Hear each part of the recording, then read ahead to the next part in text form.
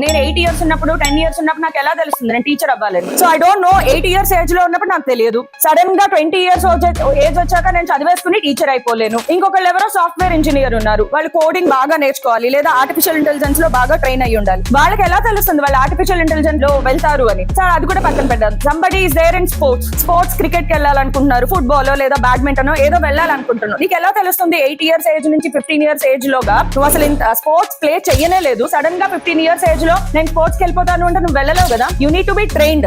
దేనికైనా సరే నీకు లాంగ్ టైమ్ ఆఫ్ ట్రైనింగ్ కావాలి. What ever it may be. నువ్వు బిజినెస్ చేయాలి అన్నా కూడా సడన్ గా రేపు పొద్దున నువ్వు బిజినెస్ షాప్ ఓపెన్ చేసుకోలేవు. దాని మీద స్కిల్స్ తెలియాలి కదా నీకు. బిజినెస్ లో అప్స్ అండ్ డౌన్స్ ఏముంటాయి, ఎట్లా చేస్తారు బిజినెస్, నీకు ఎక్స్పీరియన్స్ కావాలి. Most of the business successful business people మీరు చూడండి, లేదా మీ పేరెంట్స్ లో ఎవరైనా బిజినెస్ చేసే వాళ్ళు ఉన్నా అడగండి, డాడీ నువ్వు డైరెక్ట్ గా బిజినెస్ పెట్టావా లేదా ముందు ఎక్కడైనా పని చేసావా? ఆయన ఫర్ ఎగ్జాంపుల్ ఏదైనా ఫిష్ సంబంధించి ఎక్స్పోర్ట్ ఇంపోర్ట్ ఏదో చేద్దాం అనుకున్నారనుకోండి బిజినెస్, ఖచ్చితంగా దానికి సంబంధించి ఆయన ఎక్కడొక్కడ వర్క్ చేసి ఉంటారు. ఒక 3-4 ఏళ్ళు 2 ఏళ్ళు ఖచ్చితంగా ఒక చోట పని చేస్తేనే ఆయన బిజినెస్ పెట్టుకుంటాడు. సో ట్రైనింగ్, లాంగ్ ట్రైనింగ్ అనేది చాలా అవసరం.